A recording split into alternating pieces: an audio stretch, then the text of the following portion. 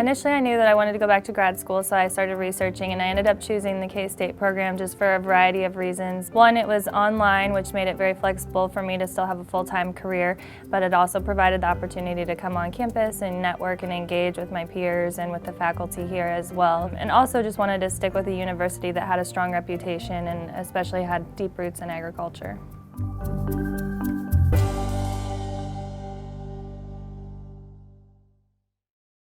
Thank you for joining us for our Agri-Pulse Washington Week in Review. I'm Spencer Chase, joined as always by Agri-Pulse Executive Editor Phil Brasher, as well as this week by Iowa Democrat Cindy Axne, a member of the House Ag Committee, and looking to talk kind of a wide range of things here with conventions in the rear view and the month of September in the windshield here. And I want to start talking about those conventions and sort of the broad political landscape that we find ourselves in right now.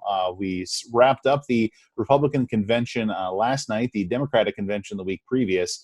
And for Democrats, you've got this Biden-Harris ticket, someone from Delaware and someone from California. But we look at sort of that political landscape and we see Wisconsin's going to get a lot of attention, Minnesota as well, your home state of Iowa.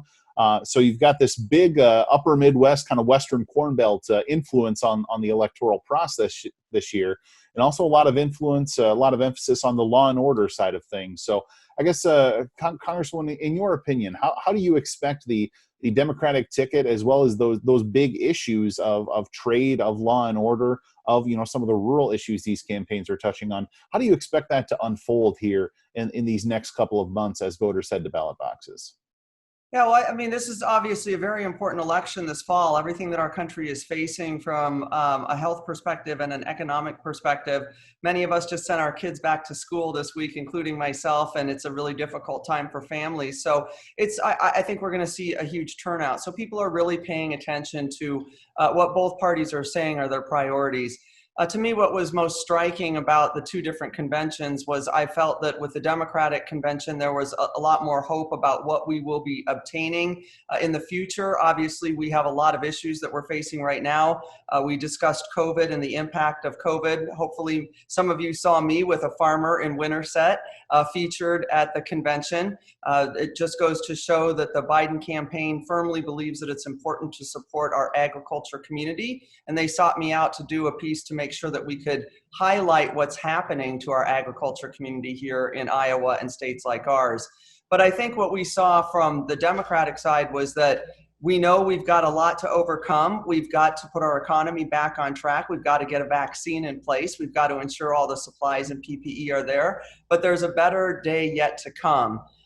Unfortunately, I think on the Republican side, it was a lot of fear mongering. It was a lot of, if Biden and Harris win, then this. Well, I'll tell you what, folks, right now, what we're seeing in this country is the biggest economic downturn we've seen in decades. Our farm prices are at an all-time low, obviously, in particular with corn for us here in Iowa. We have the biggest health crisis you could ever see, and unemployment's at an all-time high. So I don't think that having a Biden-Harris ticket is what's going to put things in a difficult position in this country. We're already there, unfortunately, under this administration. And what I'm hoping is that we elect a president who actually is going to take us to a brighter future. Speaking of that economic downturn, Congresswoman, Agriculture Secretary Sonny Perdue announced this week, told reporters this week that he expects to be able to announce a second round of COVID relief, the CFAP, Coronavirus Food Assistance Program payments, shortly after Labor Day, using the $14 billion that they have left over from the CARES Act, and presumably they'll have some money left over from this first round of CFAP, but it was supposed to be $16 billion, going to be something less than that. Is that going to be enough to compensate farmers for the impact of the pandemic?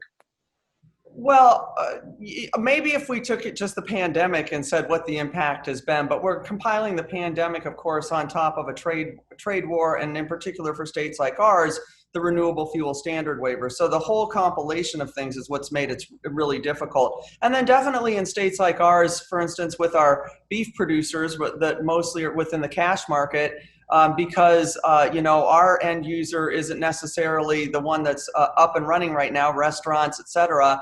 We're feeling really difficult times as a result of that. So I think obviously any dollar amount is going to be good. I will support anything that we can get into our farmers' hands.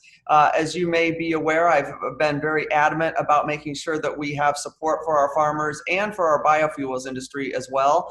So I'd like to see us put as much as we can in our farmers' hands, and then make sure that any further COVID policy that goes through actually incorporates language specifically related to agriculture, as it's taken such a hit and it's so important for our country. Well, I want to ask you about that too. The chances for another another CARES Act, another COVID bill.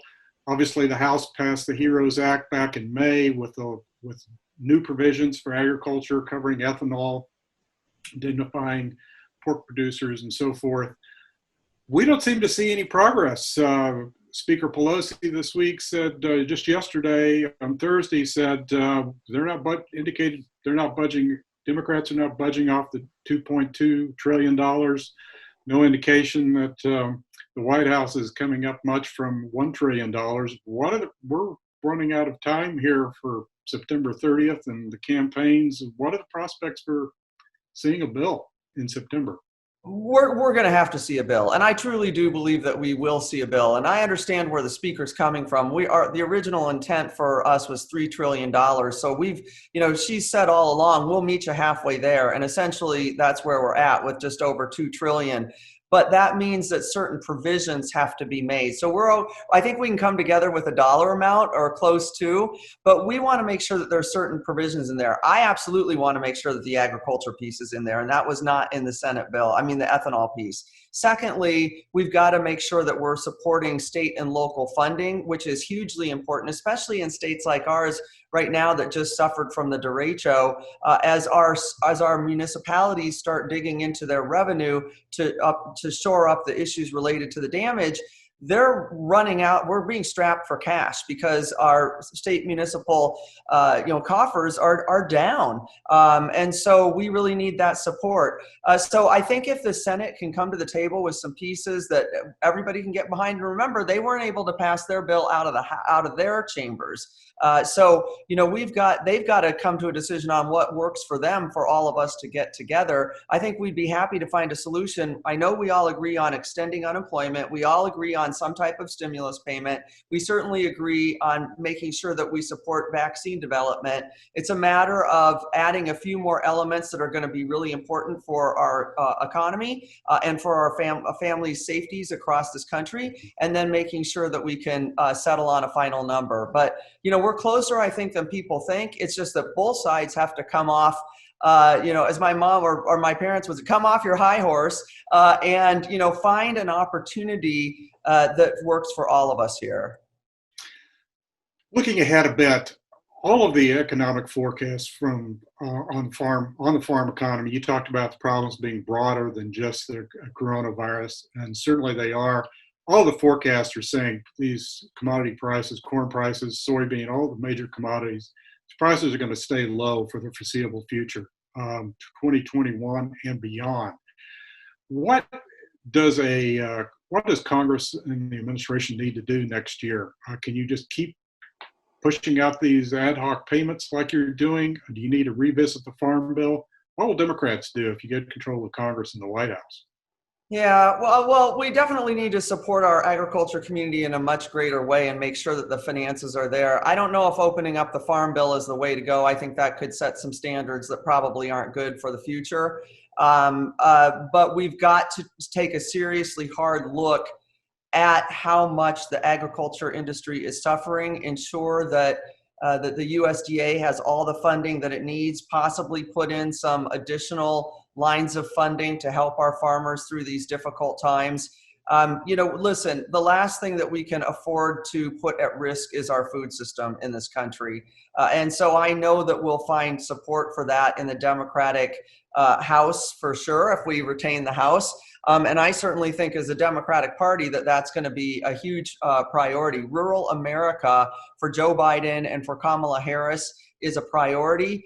They fully understand how important rural America is to the entire country. I use the example all the time that every ball bearing for every Ford Explorer is made right here in my Iowa's 3rd district. So the folks in Detroit benefit from having a great rural community, Clarinda, that actually gives us an opportunity to produce these things for them and puts money in pockets of families that live in Michigan.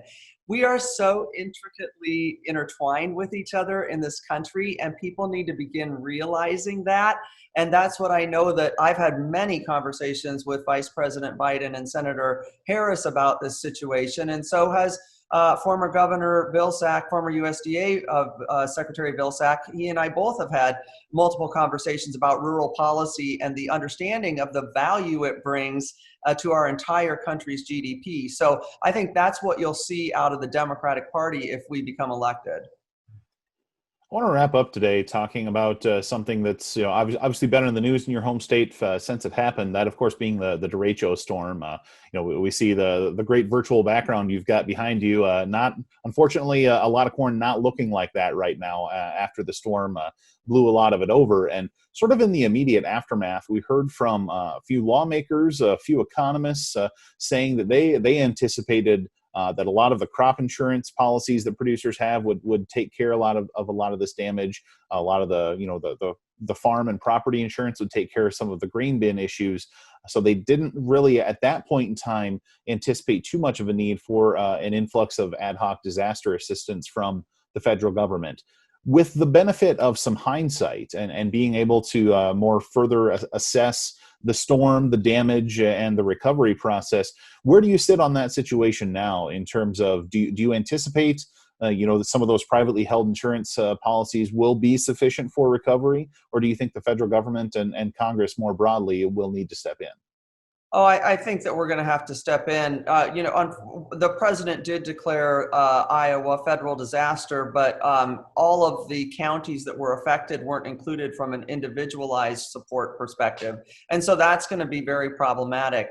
Now, for many of our farmers, of course, they've got the crop insurance and the coverage. And as a matter of fact, I was out at a farm just north of around Bondurant, Altoona area in Iowa, in my district, a week and a half ago.